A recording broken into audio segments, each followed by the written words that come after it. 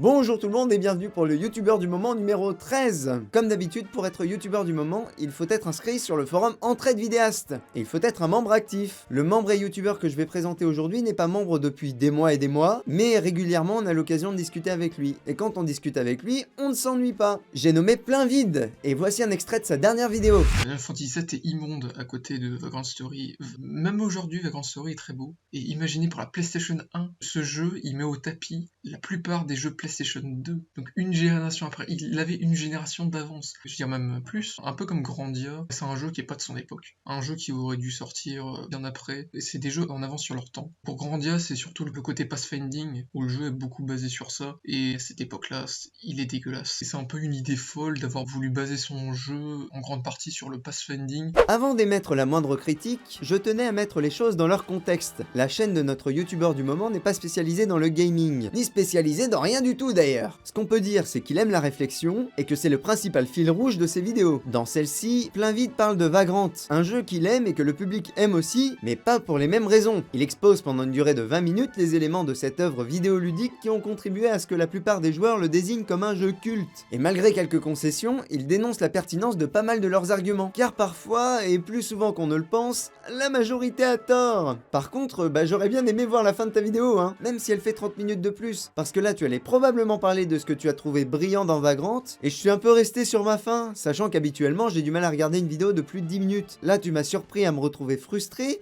parce que je n'ai pas eu la réponse à la question posée dans le titre de la vidéo. Et vu que tu ne publies pas souvent de vidéos, on aurait pu attendre un peu. Et tu nous aurais sorti une giga production d'1 heure, ou plusieurs vidéos plus digestes. Mais au moins, on aurait tout eu en même temps. Comme tu l'as sûrement compris, je trouve ton propos très intéressant. C'est vraiment ton point fort, puisque tu développes tes idées de manière claire, un peu comme dans un cours magistral, c'est structuré, tu respectes un plan, même si parfois tu papillonnes dans tes explications, ce qui est assez marrant d'ailleurs. Non, le problème ne vient pas de là. Il vient de l'esthétique et de la technique. Par exemple, une salutation au début, c'est pas déconnant. C'est barbare de rentrer dans l'art comme ça. C'est pas non plus obligatoire, mais ça fait toujours mieux quand on dit bonjour. Comme dans la vie en fait. Petite question, toujours esthétique. Pourquoi ta voix est-elle la seule piste sonore? Un fond de bande originale du jeu ou même autre chose, ça te permettrait d'installer une ambiance. Là, c'est...